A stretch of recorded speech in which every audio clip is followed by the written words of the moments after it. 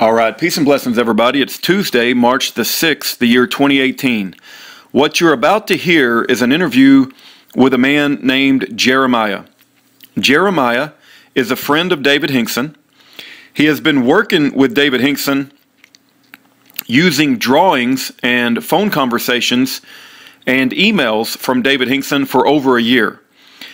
Jeremiah works with a group of other guys, and they have developed a prototype of the GALT generator.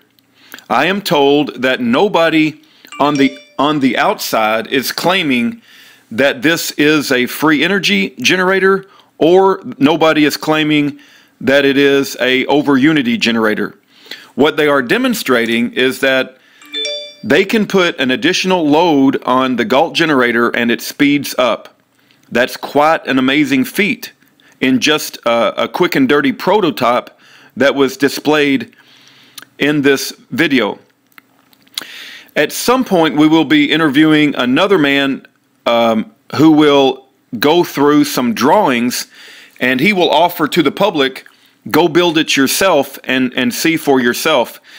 The thing that I find amazing is that Jeremiah and David Hinkson are incredibly transparent.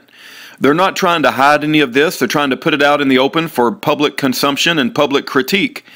And so I appreciate the time that Jeremiah took tonight to allow me to interview him. And I appreciate the fact that he and a few of his friends put in a tremendous amount of work to build the GALT generator prototype. And I think it's an incredible accomplishment. I encourage you to listen to this interview, listen to what Jeremiah has to say. If you have any questions, send him an email at ienergysupply@gmail.com. Visit the website that they've created, ienergysupply.com.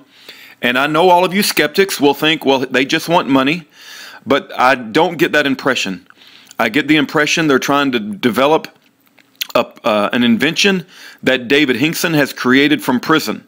And they need funds in order to take it to the next stage. And if you have any questions about either the GALT generator, how it works, why it's important, or how this thing is funded, or where the money's going, then by all means ask them your questions. I'm sure they seem to me to be incredibly transparent people, and they just want to further this project because they believe in it. So with no further ado, here is the interview that I did with Jeremiah tonight. I expect future interviews and future videos to be coming out in the upcoming months. But here's what we have tonight. Thank you for your time. And by all means, share this with your engineering and scientific friends. And we'll try to get any questions that they have to Jeremiah and or David Hinkson. Thank you for your time. And here's the interview. All right. Peace and blessings, everybody. Today is Tuesday, March the 6th, the year 2018, and hopefully the people that are watching or listening to this audio, which is going to be an interview of an engineer that works with David Hinkson. His name is Jeremiah. We have him on the phone. And Jeremiah, I appreciate you cutting some time out of your day to talk to us.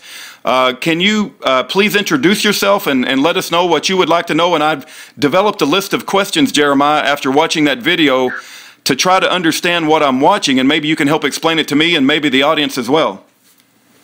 Okay. Well, very good. Please introduce yourself if you want to tell us a little bit about yourself and whatever else you want us to know.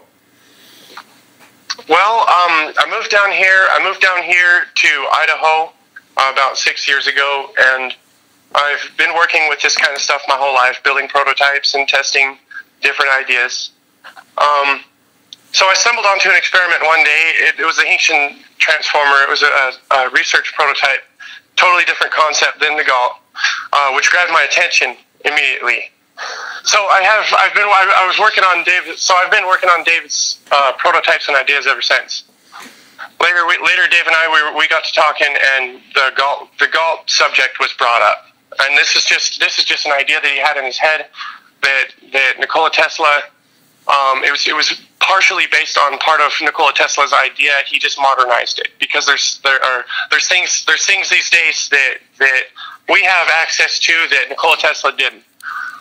So I got a really good idea about how the three-dimensional workings of the GALT were, and I put it into a CAD drawing. We had all the parts machined, and I really didn't know what to expect from this. But when I first hooked up a light bulb to it, after we finally got the entire project put together, assembled the GALT and everything, I hooked a light bulb up to it, and the RPM, I was spinning it with the drill, of course, just like in the video, and the RPM increased. And it just blew my mind, because that's something that is totally, it just doesn't happen. I mean, there's direct, it's a direct law of physics, Lenz's law. Right. It says when you try to draw energy out of a generator, he doesn't directly say this, but that's the concept. When you try to draw energy from a generator, you have the forces of nature pushing just as hard back on you, so that you have to put that extra power in there to generate that electricity. And that's why we can't generate electricity very, very efficiently.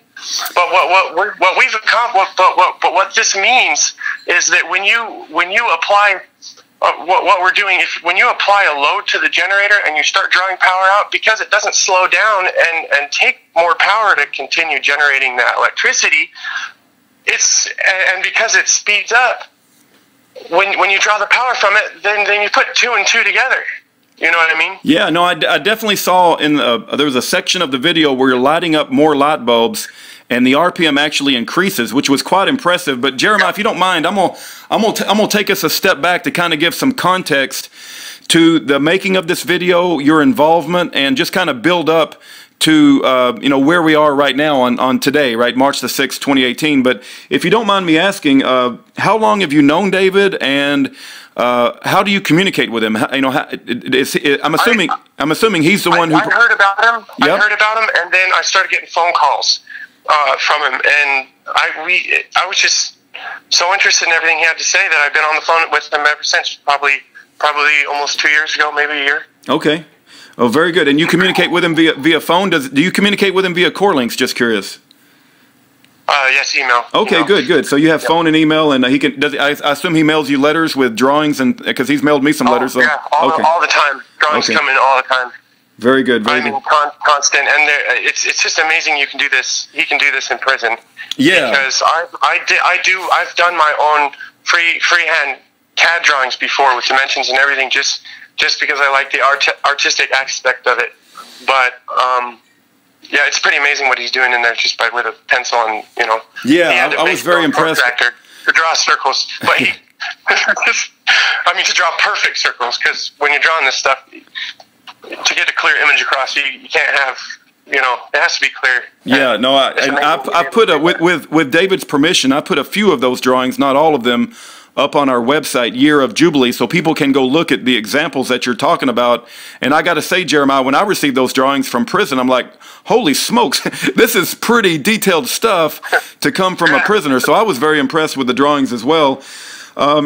So Jeremiah, so you've known him for a year or 2 years. You've been communicating with him. He's explained to you how to build this GALT generator, and you have we've been over the theory. Yeah, we've been over the theory so many times to it.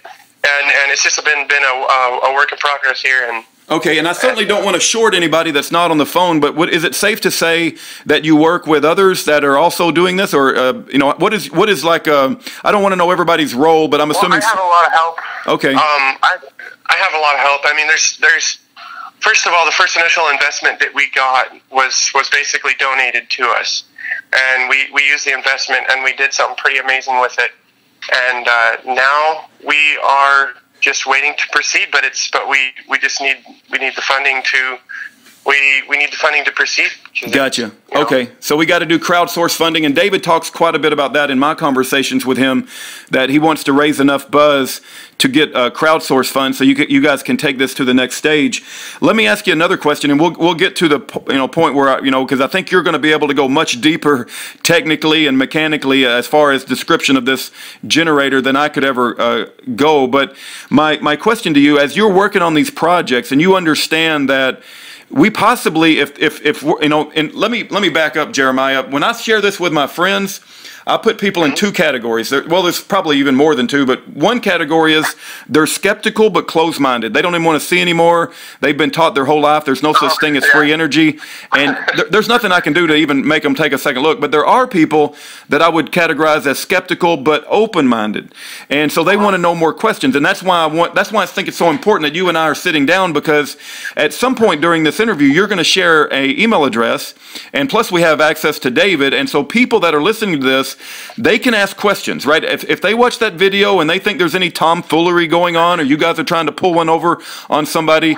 that they can ask questions, and you can answer those questions. And you seem very transparent, right? I mean, but the question that I have for you at this point in the interview, Jeremiah, is if what you're dealing with really is what it appears to be, it's one of the most significant inventions of the 21st century. I mean, it's a pretty significant thing that, was in that video. And my question to you is, do you feel concerned for your safety?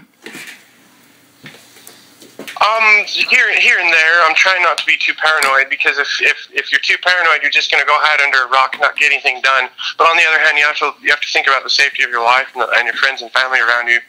So it's just like yeah, but no, but it's hard to say. I mean, yeah. Yes, I do get nervous sometimes, but let me. I can't let that stop me from at least making as big an impact as I can for the whole project. I got you. Well, I don't want to get too personal here, and I'm not trying to put you on the spot, but are you a believer? If you don't mind me asking you, and it's okay either way. I just was curious.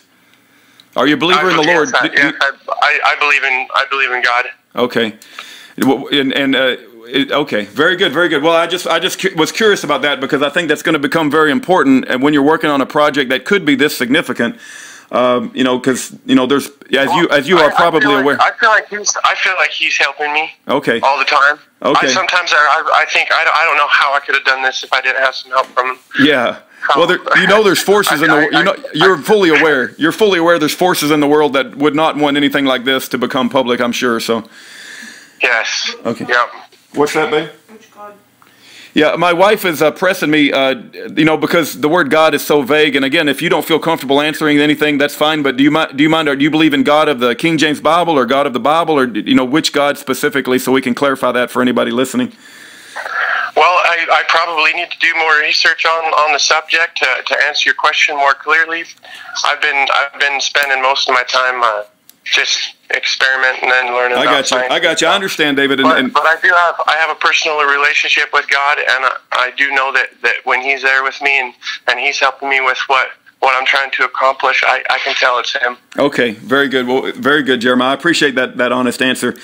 And I appreciate you letting me go there in this interview. I know you're focusing on this project. So let me ask you this. Regarding this video that was recently put out, and we watched it, and we saw the demonstration where you shorted the wires, you added more bulbs, the mechanical RPMs went up as you added more bulbs. Are there any future videos planned? Are you planning on doing a version? We have a video coming out very soon. We do have another video that was just kind of taken on the spot when we first discovered what was going on here after we hooked up the prototype and finished it and stuff. It was just us standing around talking about it, playing with it, and it was the dead shorts. We were shorting it out and we were just in awe about what was in front of us. But then we do have I have the prototype here, and because of all the research we've been doing, I have changed little bits and parts of the design, like I changed the wraps of the coils on the stators just to see the different performance that we got out of it at different voltages. We also had to change the applied load. We needed more wraps for 120 volt power supplying, so that we could supply it with 120 volts. Then we realized we had better results at the lower voltage with 12 volts, and we were able to power more loads with. We were able to power more usable load, which means the actual power coming out after we applied that certain load lit up more light bulbs. Right. We got more watts out. And that, I guess, from just to share with you from. I'm sorry, Jeremiah. Go ahead. So we will be putting an update video very soon after that, but I have to move the stators as close to the rotor as possible. And of course, it's our prototype, and we did have a couple of issues with the balancing on the rotor. So we've been able to get the RPMs quite high, but we want to get them a lot higher because it doesn't seem to matter. It doesn't seem to matter. It doesn't seem to take any more energy to maintain it spinning if you've got a load applied that's strong enough. You basically want the strongest. You want to draw the most amount of electricity without bringing your volts down to the point where you're not in the operating voltage anymore. Gotcha. You know what I mean? Yep. I got another question for you too, and this is for why do you think nobody else has invented this before? Do you think, what do you think, how come this isn't already public if it's, so great and it provides, and I don't even know how to term it, Jeremiah, maybe you can help me use the right words. Would you call it a free energy machine? Would you call it perpetual motion? What's the proper way to refer to the GALT generator? Okay. So at this point, you think about, okay, so has anyone invented it before? Probably, and not the same exact design, but the concept has been floating around with humanity for a long time here, and we have proved that over time, 150 years goes by, since Nikola Tesla died. And all our generators take more power, take more physical power to drive them, and we stumbled into an opposite effect here, where it actually gets easier the bigger the load that you put on it. So I don't know why for sure it's not out in the world. I think it's not out in the world, honestly, because they don't want it to get out necessarily.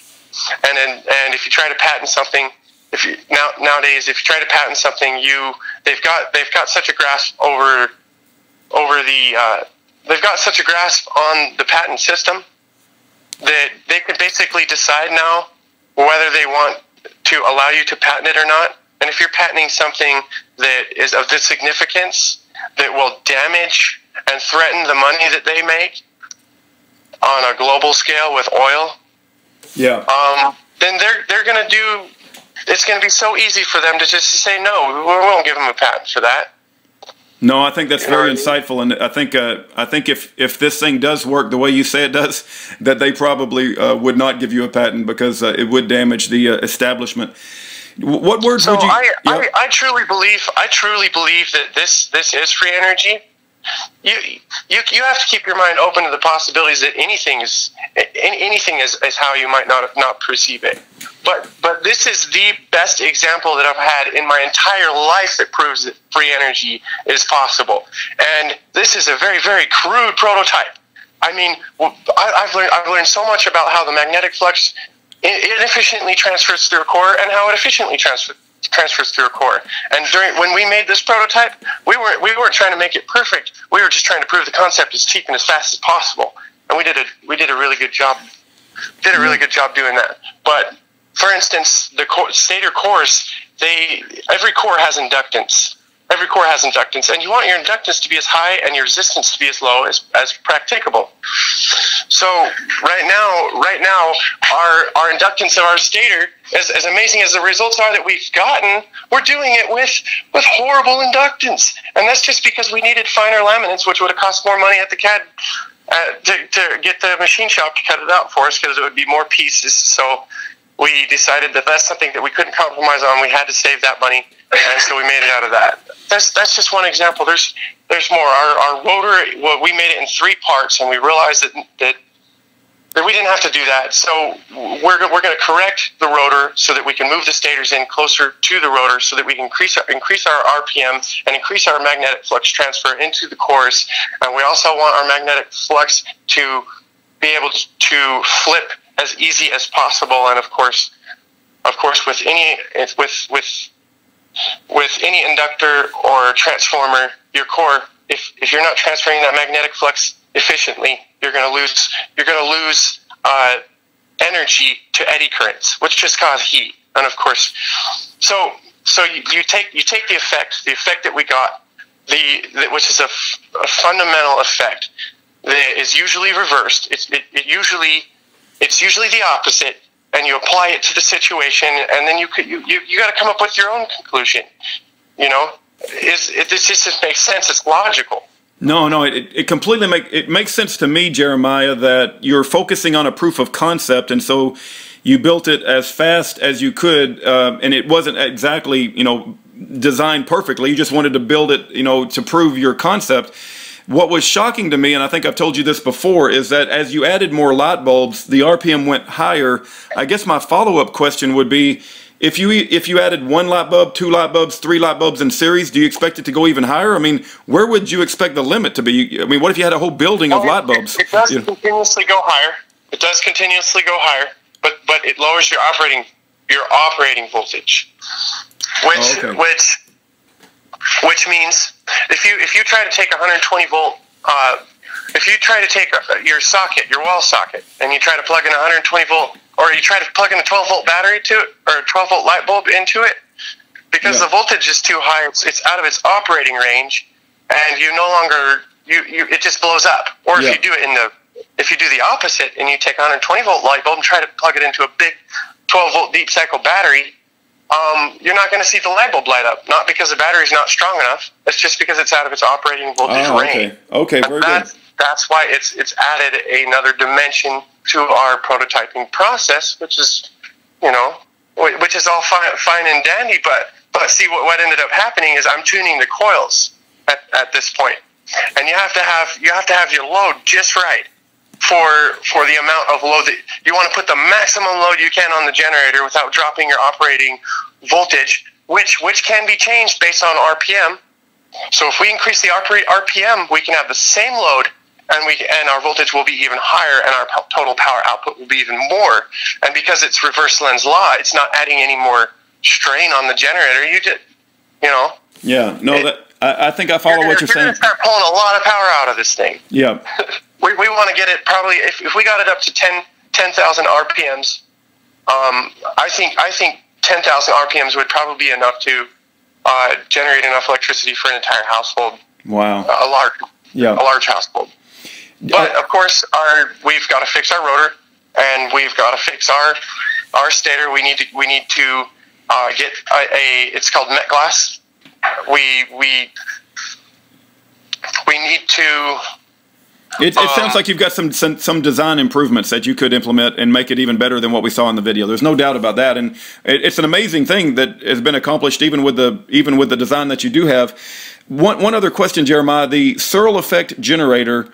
Are you familiar with that? And when people think about the Searle effect generator and they compare it with the GALT generator, do you have anything to add about the comparison of the two? And if not, no big deal. But I've heard David bring up Searle effect generator from time to time, and I didn't know. If there was what I should be thinking about as far as comparing the two. Well, it's basically, ultimately, it would be the same goals achieved, except for the Searle effect actually produced some anti-gravity effects, and this could possibly do the same thing. We haven't gotten this thing over 3,000 RPMs yet, and so maybe those effects will happen afterwards. I don't know if they would, but if it's anything,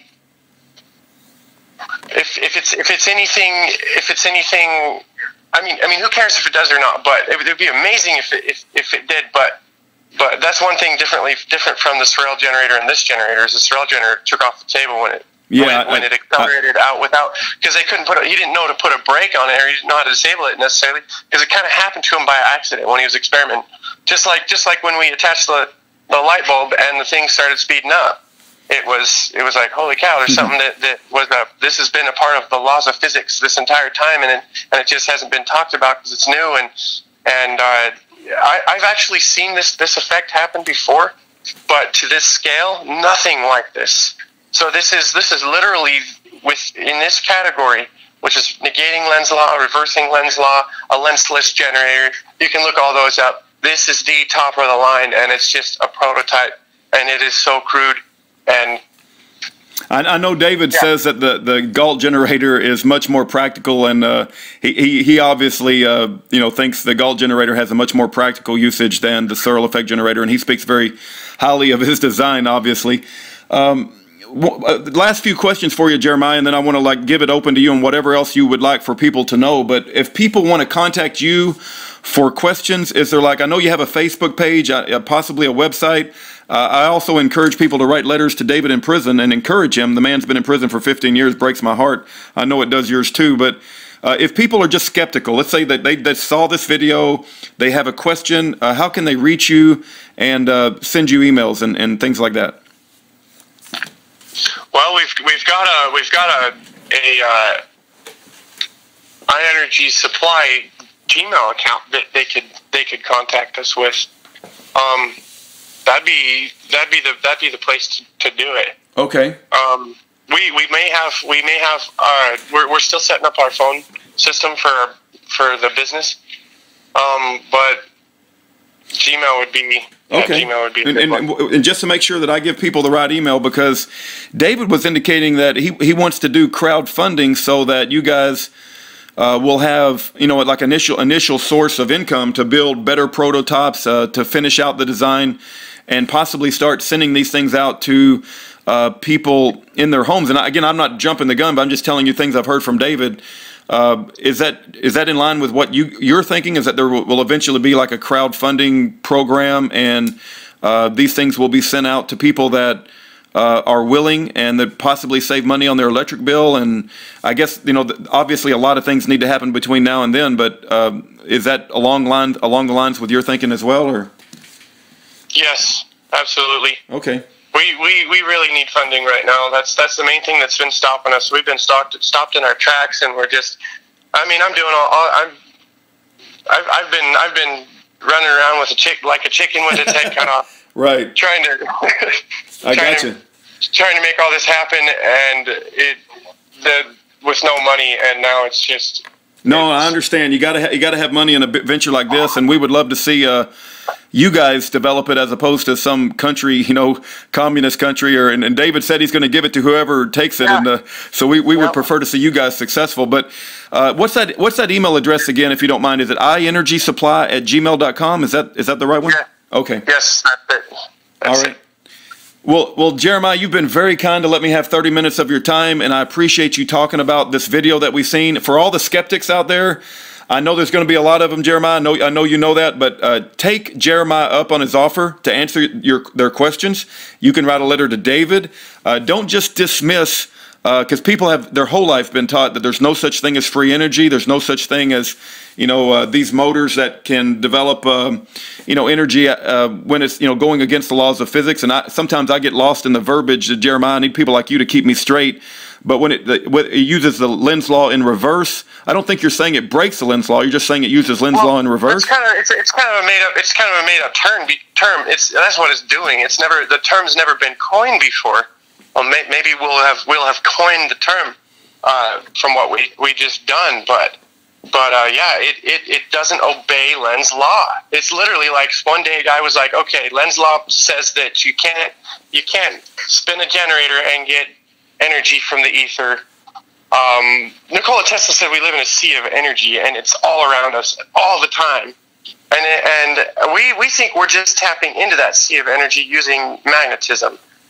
Magnets, permanent magnets, and we also think that Tesla may have done this in the past, and the powers that be didn't make it, or didn't allow it to happen. I think we're in a totally different time here, where we have so many people out there who are working on it, and we have so many people who are open-minded to the whole subject, and that are on YouTube and Facebook and the internet, just letting the world know, hey. The Wright brothers were told that they couldn't fly. Right. So, I think that's so. yeah. I mean, you think about it. Anything in this world is possible. Amen. Anything is. Yeah, amen. I subscribe to the idea that if we can think it, it's possible. But, yeah. Jeremiah, that's very insightful words, and I appreciate you and your time tonight. We're at 36 minutes. I don't want to, stop you if you have anything else, but that was very, very powerful. And I encourage people to send you an email, watch the video, and investigate this, and send it to your engineer friends. If people are listening to this and they're not necessarily engineer-minded, or they don't understand transformers or generators, motors, take this video and send it to somebody who does, and get them to look into it and ask questions. And that's what I'm encouraging, Jeremiah. I just want people to look at it and ask questions. And I appreciate you cutting some time out for us. And I'll let you have the last word. Well, I think you put it so perfectly, but I'm sorry, I'm a little nervous. I talking to a big crowd of people. I don't do that very much, so sorry if I was stuttering or I couldn't quite get what I had to say out. But yeah, that's the message. That's what we're doing.